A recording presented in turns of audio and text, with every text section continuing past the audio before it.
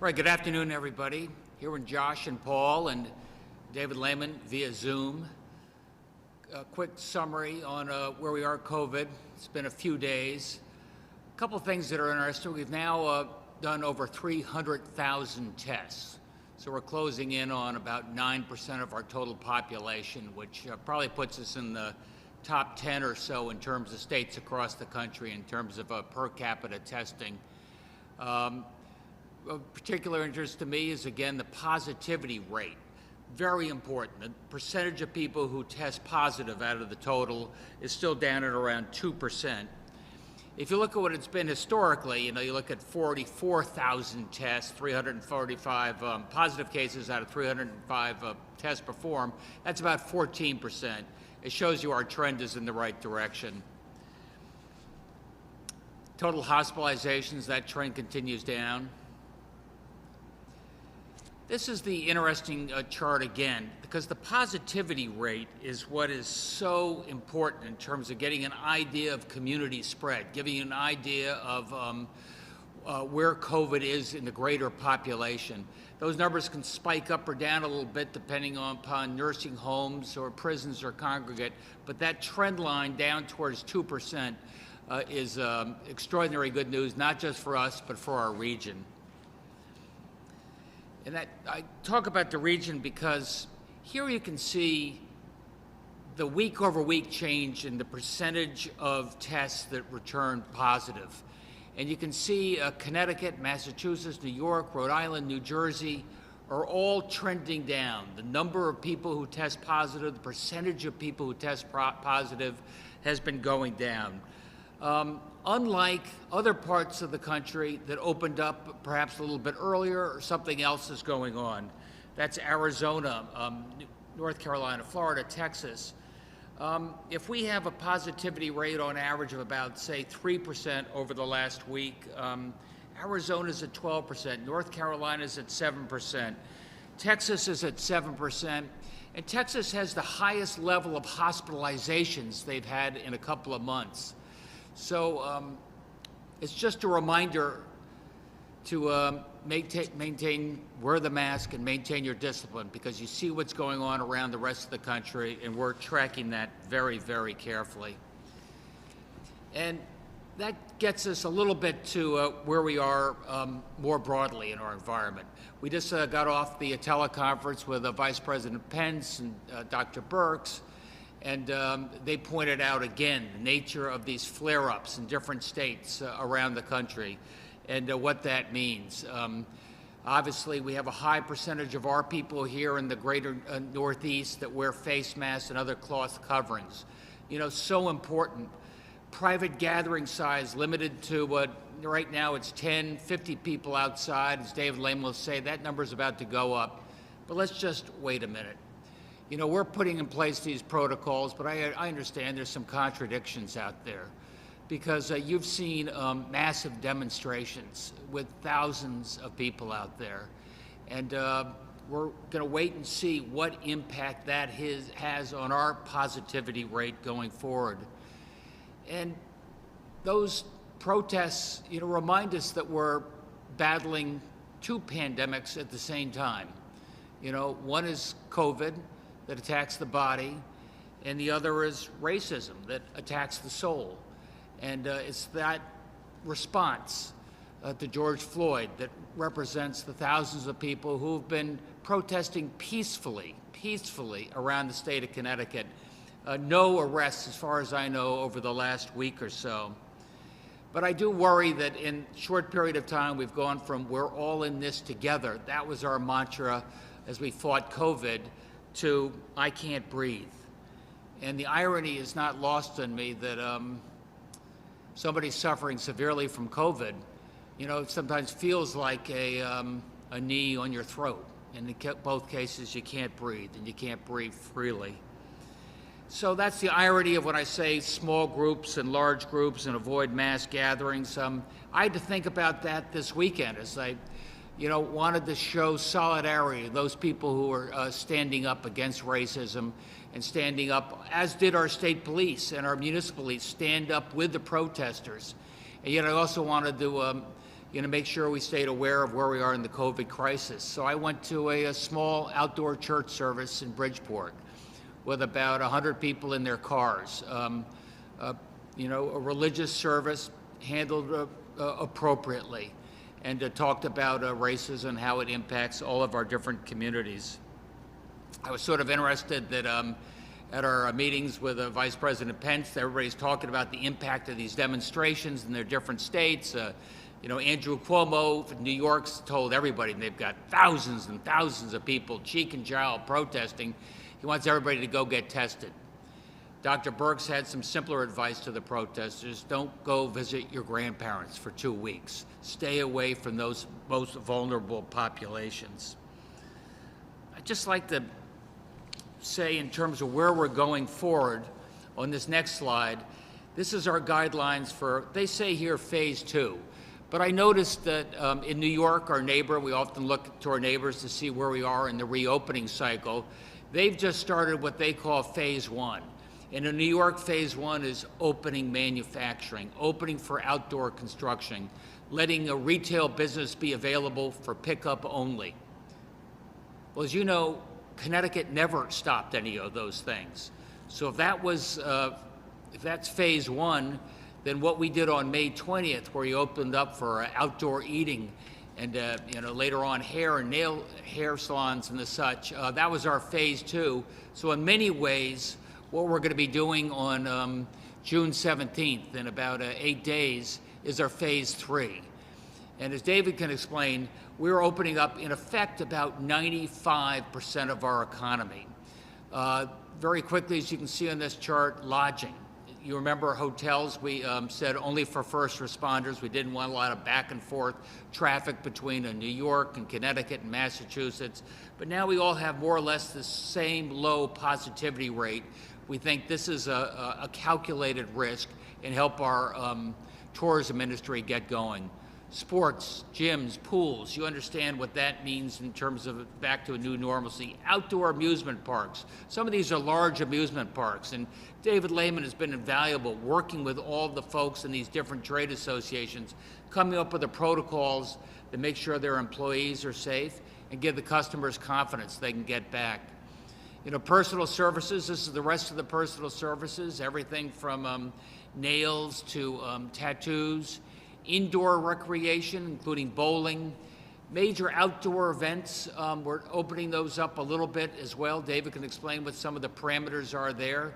We tend not to limit the number of people. We do tend to think in terms of capacity and limiting the number of people who can park, just to make it easier to maintain that spacing, just as Katie Dykes has been doing at our beaches and parks over the last few months. Finally, I think the outdoor dining has worked pretty well. And if you've had a chance to go eat outdoors, I know I was really looking forward to it. You know, everybody's maintaining the protocol seriously. We had very few complaints. So I think we're ready to go with the indoor dining, which will be also on June 17th. And then finally, libraries. So this gives you just a little bit of an idea of how we're getting back to our new normal. 95% of our economy is open, but that is all subject to, let's see what happened over the last week or so. Given the protests, Memorial Day, we seem to have weathered that in terms of not a big uptick, and time will tell. So far, so good. David, anything you'd like to add, or should we just take some questions? No, Governor, I think you said it well. As you mentioned, this really is the big phase of our reopening. There is a considerable amount of businesses that are going to be open. There is a third phase in mid-July that we're also anticipating. But after June 17th, the vast majority of our economy will be up and operating. Eyewitness News. Yes, Governor, just wanted to ask, you know, as we look forward to phase 2 of the reopening, where do we stand on the testing? I know that you mentioned that we've done around 300,000 tests so far. Are we meeting that 100,000 per week metric? Why don't I let Josh Jabal, our testing czar, answer that question? Yeah, thanks, Governor, and thanks for the question. So we have successfully scaled up our laboratory testing capacity to well over 100,000 at this point. And, you know, as the Governor mentioned, we're in the top 10 states in the country per capita in terms of the testing that we're doing, and our positivity rate, as he said, is low and continuing to trend down. We are reevaluating how we deploy some of those tests based on some changes in CDC guidelines. And we're also struggling with some vague and often contradictory advice from the federal government in terms of what's going to be reimbursed for testing. So we're taking some time to really ensure that we're deploying all those tests in the way that delivers both the greatest public health benefit, as well as financial sustainability for our testing program, knowing that we're going to be at this for quite some time. So we're going to keep pushing forward hard with areas that we know are critical: nursing home testing, prisons, testing in our densely populated urban communities that have been hit so hard. But in some other areas, we may be dialing back a little bit where we don't see as much public health benefit. But we've got the capacity created that we need to ensure we can meet the public health challenges. News 8. Good afternoon, everyone. Governor, I wanted to ask you two things. One about the independent analysis for the nursing homes and assisted living. It seems like, sometimes you need to take a step back and go over things in order to make the step forward. So do you kind of see it as that, to understand preparation and all that stuff so you know what to do moving forward? And the second question would be with respect to weddings and kind of where all that stands right now. Well, first of all, in the nursing homes, obviously that was the tragic center for our state and the other 49 states in terms of fatalities. And if there's a chance that there could be a second surge later on this summer, more likely in the fall, we want to be ready. And so we have a strong outside group that focuses here in terms of infection protocols, PPE, and more long-term, what our nursing homes are going to look like. So I thought that was an investment worth making, so we can learn going forward and to be able to share those notes with our fellow governors in the region, because they're doing much the same type of analysis. Weddings, as you know, we've got graduations up to 150 people outside. You say, hey, I can do graduations, how about weddings? Our thinking right now is that we want to be a little more cautious with weddings. You're eating wedding cake, you're not wearing a mask, there's maybe beverages involved, there could be dancing. So it's a much more social, less inclined towards social distancing than, say, an outdoor church service. But that said, we're going to be taking a look at that over the course of the next 2 weeks. Governor, if I could just jump in there. Quickly, I was on with the event industry this afternoon going through this, and as you mentioned, in phase 2, 50 person outdoor events, including weddings, will be allowed, and then in phase 3 in mid-July, we anticipate that number going to 100. But that is something we need to give a further look to, not just outdoors but indoors, giving some sense of what type of capacity, perhaps with a cap, can be done, whether it's in July or beyond indoors. So we're actively having dialogue with the industry there, and we're going to try to provide as much clarity as we can. News 12 Connecticut.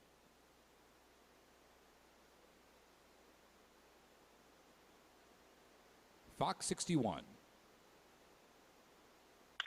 Hello, two questions this afternoon. First of all, for the governor or the commissioner, we saw the date for the reopening, the phase 2 coming, moved up a little bit to June 17th, but we only just got guidelines over this past weekend for what businesses need to do to have that certification to reopen. Do you think that's enough time for businesses to address everything that they need to do in order to get back to business? Go for it, David. Sure. It's a great question. I do is the short answer, for really a couple of reasons. One of the concerns we heard in phase 1 was the availability of PPE and disinfectant cleaning supplies as well. And we've really seen that market loosen up. There is a lot of availability. It's easier to find, and there's less lead time that's needed. So that was a concern before, but I think it's less of a concern right now. And secondly, a lot of the guidelines that we put forth as it relates to hygiene, mask wearing, up to 50% capacity, that's consistent in many ways with what we did in phase 1. So I think a lot of businesses saw the phase 1 guidelines and anticipated something very similar, which is what we delivered over the weekend. So businesses are eager to get back to business here on the 17th of June, and I think they're ready. And a second question for the governor. We've heard a lot with the protests over the weekend and even last week that there were calls to either defund or disband police departments right here in Connecticut. What's your stance on these calls, and should any Connecticut police departments be defunded in your view? No, I don't think we should be defunding. But what I think many of the protesters mean, and I think rightfully so, is that we consider a police response the answer to a broader and broader variety of societal ills. And in many cases, you may find that it's a social worker. You may find that it's a mental health expert. You may find that it's an addiction expert. And we're asking our police to solve all these, where in fact, I think we need other folks who can get involved in the community to make a difference. That's why our community liaison is going to be a bigger piece of our portfolio going forward. Thank you. NBC Connecticut. Regarding George Floyd and the protests around the state and the country, Governor Cuomo called back the legislature in New York this week, looking to pass several bills banning chokeholds, prohibiting false race-based 911 reports. Governor, are you planning on doing anything similar? We're planning to do something similar. Paul's in conversations with the legislative leadership, coming up with a program that a legislative agenda that makes a lot of sense, and criminal justice reform and police accountability will be at the top of that list. Is there a timeline on that, and would you be looking to ban chokeholds in the state? Yes is the answer to the second question. What's the first question, Paul? In terms of timeline, we'll be setting the timeline once we are in full agreement with the governor, with the legislative leaders on the actual bill. But we are working in earnest, working with the Legislative Committee of Cognizance as well as legislative leaders. So we'll have more details on when the governor will officially call them back into session, but that is the governor's intent. And then for Josh, regarding contact tracing, where do you think stand there? Is it in line for the phase 2 reopening? And then for the nursing home report, could there be any disciplinary actions coming out of that? So on the second question first, unlikely. I mean, I think this is an opportunity to learn, right, what we can do, what we did right, what we can do better, preparing both for a second wave and looking longer term. With regards to contact tracing, the team continues to make great progress, bringing on local health departments, bringing on more volunteers, continuing to ramp up. We hope to have our first snapshot of the metrics around that by midweek, recognizing that some local health departments are going to stick with their local processes in the short term, so we need to be able to consolidate all that data to see all of the contact tracing that's going on across the state at this point in time. Thank you. WTIC 1080 News. Hi, Mr. Governor. Having listened in on the police task force earlier, I know you were on there for a while. Some of the recommendations the task force has are getting from anything from getting officers to listen more and listen better, to de-escalating situations, all the way to eliminating police chases in cases of there's an equipment problem or something, a fender, dented fender, something like that. What are some of the top things that come to mind for you that you'd like to see the task force suggest? Well, thank you for that question. First of all, the legislature made a great, important down payment, I think, on police accountability. Really limited use of force, put in place clear escalation procedures, talked about chokeholds, talked about the fact that video cams should be more prevalent. Video cams have to have the video released within 4 days. These are some of the programs that they put in place last year, and along with that was the Police Accountability Task Force. That Police Accountability Task Force, as you pointed out, I met with via Zoom today, just to see we have not done enough. What else can we do in terms of confidence building so that people have confidence that their municipal and state police are there protecting them? And just as importantly, how we can make sure that there are clear guidelines for our police. We talked about required use of video cams, required use of body cams, making sure that that is available to everybody, that they use those, perhaps we monitor those on a more regular basis. We spent a fair amount of time talking about, and I know James Ravella over at the state police is already planning to roll this out, again, community liaisons, so that each and every one of our troops has a close relationship with the community leaders spread across, different segments of the community. So when things come up, we're ready, we're in communication, we can work together. And finally, I've been thinking about what are the rules of the road for bystanders? In particular, those cops who are standing by. You saw what happened with George Floyd. I saw some police just standing by, not getting involved. What should be the consequences for them? That, more broadly, training will be some of the different programs and ideas and recommendations that come out of the task force. And I think you're going to see another bill, as we talked about before, coming through the legislature, informed by that task force.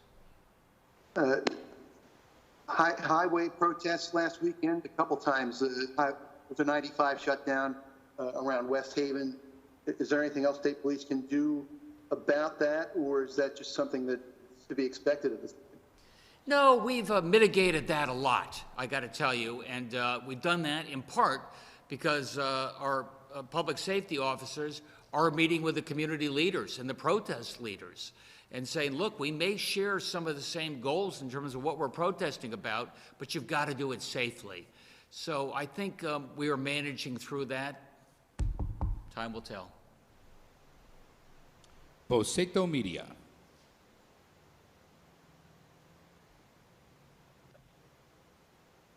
Associated Press. Good afternoon, everyone. Governor, there's a national group that represents assisted living facilities, and they're seeking $5 billion in federal emergency funding, saying that nursing homes have received this money to help pay for PPE and testing, but they haven't. I know a large chunk of Connecticut's share of the CARES Act is going to nursing homes. What about assisted living facilities, and will that be part of this analysis? Why don't you take that, Josh?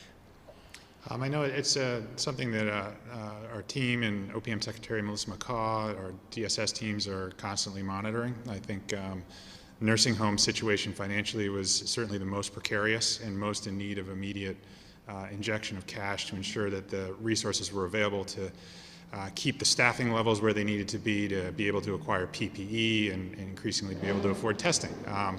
But that's something we'll continue to monitor. And have there been any issues with the casinos since they opened a week ago? And maybe if you could get into also, what are the industries that are still out there for the third phase? Paul was, touching base with some of the folks, as was David, and the tribes. I think they've done a pretty good job. I think they're going in, they're saying if you're required to wear a mask, wear that mask. So it's a little bit of a wait and see right now, but I think the prospects, fingers crossed, so far, so good. And how about what's left for phase 3? I think phase 3, you'll see bars, perhaps. You'll see big indoor events. These are, again, areas that are not inclined towards social distancing, often indoors. So I think that would be the next phase. Thank you very much. Thanks, Sue. Connecticut Public Media. The petition saying that they reopen this just in December, and then realize that's so true if they have a mask on and they worry that. Next, we can't get this. Connecticut Public Media, we will come back around to you. Your audio is cutting in and out. Move along next to the Connecticut Mirror.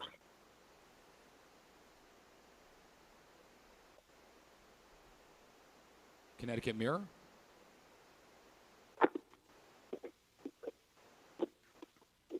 Yes. With you? We can hear you. Move along next to the Hartford Current. Hi, this is Emily Brindley from the Current. My first question is about nursing homes, which I know you've touched on a bit already here. But can you explain, just kind of from the beginning, why you decided to do an independent review now and what exactly you're hoping to learn from it? Sure. So we wanted to initiate this now as the situation has become more stable in our nursing homes. Certainly there's still a lot of work going on and there's a lot of difficult situations being dealt with, but in anticipation of potentially a second wave, many of the experts think that could come in the fall, perhaps. We wanted to do this work now to see what we could learn as quickly as possible in terms of what worked well, where we can improve, and what we can learn from it, so that as we get to the second wave, we can put as many of those recommendations in place as possible to try to prevent similar impacts as we saw in this first wave. Okay, thank you. And then I also wanted to ask about contact tracing. For the second phase of reopening, it looked like your goal was to do contact tracing for about 50% of cases. And I think you're only at about 10% by Friday. So what happens if you don't reach that goal? And is there any plan to incentivize or enforce participation from public health districts? Well, our plan right now is to invite the public health districts to participate. We do recognize that they're incredibly busy. They're operating under an immense amount of stress right now, not just in terms of the normal responsibilities that they have, dealing with the pandemic, also being involved in enforcement of a lot of the reopening guidelines. So our public health departments are working incredibly hard. So we want to give them time to be able to onboard to contact at the rate and pace that fits into their workload. I've spoken to a number of the local health directors. I joined a call with them on Friday. They're enthusiastic. They get the concept of and the value of having the entire state on one common platform. So the rate and pace at which they all come on board, may spread out a little bit longer. But that 10% number you cited doesn't include the contact tracing that is already happening at the local level. That's just what's in the contact platform. So as I mentioned on a previous answer, one of the things that we're doing is we're going to survey all of them to find out the additional contact tracing that's happening locally. Like New Haven was very early to this game and stood up a big local operation, so we'll have to consolidate their numbers in a couple other local health departments to get a full statewide view. And do you expect that full statewide view, do you expect that to reach 50% of contacts as the second phase goal is? I'm not going to predict on that one. We'll see the data later this week. Connecticut Public Media.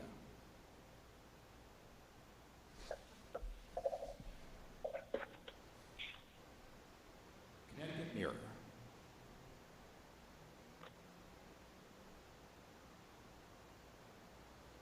Hearst, Connecticut Media. Hey, thanks, Max. Hi, Governor. Sorry I didn't make it down to the Iglesia Bautista Emmanuel Church with you yesterday. Could you talk a little bit about what the parishioners there were concerned about as far as the police brutality and racism and the like? It was a really moving service. As I said before, Ken, I wanted to go there because it was a group that experiences racism and were part of this overall pandemic. Maybe not quite as directly involved as George Floyd. I was struck by the fact that they were in their cars, they were wearing masks, they were taking the protocols very, very seriously, and didn't mind in the least, I don't think, that they were outside in a parking lot still enjoying a really important worship service. And we just said, God is as likely to be here as he is indoors. So we didn't have a great chance to necessarily talk about the impact of George Floyd on a one-on-one basis, but I know that it was on top of mind. Thanks. And Governor, since it seems to be a lull in the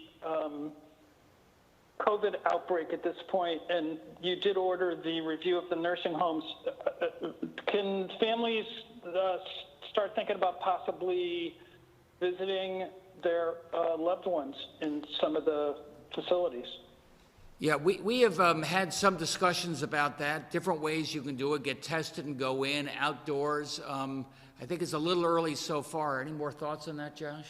Yeah, no, the team is working on some visitation guidelines, starting to look at how we can reintroduce that, as the governor said, particularly looking at the opportunity for outdoor visitation where appropriate. Thanks. And can I ask David if he's getting any pushback on the open up protocols in business? Ken, thanks for the question. Right now we've gotten a little bit of feedback, a lot less than we did at phase one, so it's still early, but so far the rules have been well received. So my expectation is, given we put 9 documents out there, there will be some dialogue, and we'll continue to do that with industry as we get ready for the 17th, and we'll keep this group posted if anything changes on that front. But so far the feedback's been good, and less feedback than we saw in phase one, less questions than phase one. I was asking if there was pushback, sorry. Feedback and pushback. Sometimes it's one and the same in terms of what comes into the email box, but no significant pushback to speak of at this point in time. But we'll keep having the conversation. It was just posted yesterday morning, so a lot of folks are still going through it and reading it. But we'll report back if there's some pushback, or certainly if anything changes with respect to the guidelines. Thank you. Thanks, Ken. Waterbury Republican American. Thank you, Max. What is the timeline for getting this independent consultant on board? The announcement speaks to doesn't really speak to a timetable. Yeah, our hope is to have start soliciting proposals this week, receive them, award the contract by the end of June, so we can get started as quickly as, no later than the end of June, so we can get started as quickly as possible. Okay, and Josh, you mentioned earlier that there was going to be testing was going to be dialed back in certain areas that were not deemed as high a public health priority as other testing priorities. Could you give us a couple examples, please? Sure. So, based on CDC guidelines, based on some of the early pilots that we've done over the last month, ramping up testing in a number of areas, we've observed, certain populations are simply less interested in getting tested, and from a public health perspective, maybe are at less risk. So some examples could include some smaller congregate settings, for example, where there's less people. We may just do a point prevalence study, for example, like a one-time study to see what the prevalence is, enable cohorting, but not do it on a repetitive weekly basis. That would be one example. Like a residential care home? Is that what you're talking about? Yeah, the size matters a lot, right? So when you're talking about a large prison or a large, congregate facility, we'll probably want to maintain more frequent testing there. For a smaller facility where you may have, a single-digit number of residents, for example, the public health benefit is just a lot less. So you might do like a one-time test. And that's based on guidance we've seen from the CDC. Another element of this is that new guidelines that have come out that said if you test in one of these facilities completely negative for 14 consecutive days, so all residents, all staff, if you test negative for 14 consecutive days, then you can pause the testing. So that's another area where we know that we already have a number of homes that are in that category that may not need repetitive testing. Okay. And then I do have just a final reader question. I don't know who would be positioned to handle it, but it's from a mother whose daughter is out of work and on workman's compensation, and she's questioning why her daughter doesn't qualify for any assistance like the extra $600 federal pay-up for unemployment benefits. She says this is another group of people that are forgotten. Well, yeah, no, Paul, as you probably know, each individual person's situation is individual and to that individual. So if you feel free to send us a note offline, we'll be happy to have the DOL team look into the situation further.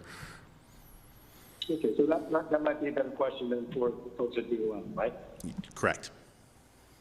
Okay, so that's on Thursday. Thank you. CT News Junkie. Thanks, Max. Nursing home staff started getting tested this week. Do we know how many of them have tested positive, and if it's created any staffing shortages? Well, nursing home staff testing has been going on, at some homes. Took the initiative to get started on this several weeks ago. We have not had any reports of staffing shortages as a result of that at this point. But yes, you're right. It will certainly start to really accelerate this week based on the governor's executive order, one of the first states in the nation to take such an action to mandate staff testing. But the team is, one of the reasons we gave some time to phase this in over the next couple of weeks is to ensure that the homes are prepared and that we're prepared to help them if there are staffing needs that arise. Okay. And the inspections by DPH and the National Guard, are those still ongoing? Yes. And will we have access to the independent review? Yes. Okay. And is the state going to continue using nasal swabs to test nursing home residents? We are piloting saliva-based sampling as well. We actually have the first lab in the state that has submitted for federal approval to use saliva as a sample, which will make it easier in many cases, but for now we're continuing to use the swabs. Okay, and I know that we know how many tests we've given. Do we know how many individuals have received those tests? How many individuals? I'm not sure the difference between the two. How many tests, like the 300,000 is the amount of tests that Connecticut has given, but one individual could have received many tests. I understand your question now. I don't have that number at hand, but we can see if we can find that for you. Okay, thanks. The Day of New London.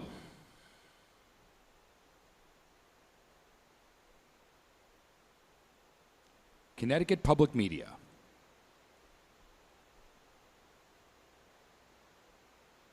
The Connecticut Mirror.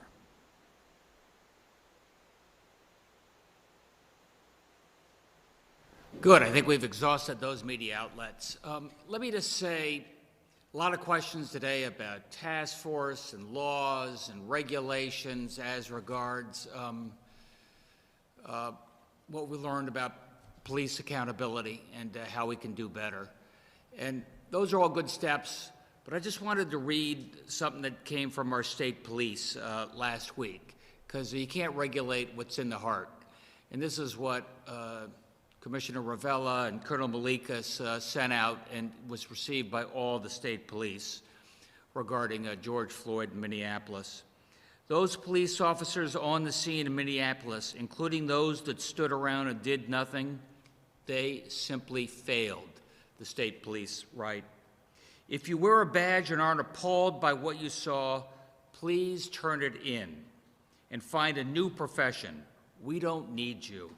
For the sake of the community, for the sake of good law enforcement officers everywhere, and for the sake of our country, enough is enough. I think that's the sentiment in the heart of the state police. I think working together with the protesters, that's why we were able to stand up for a higher cause with a minimum of violence and looting. For that, I'm very appreciative. Thanks, everybody.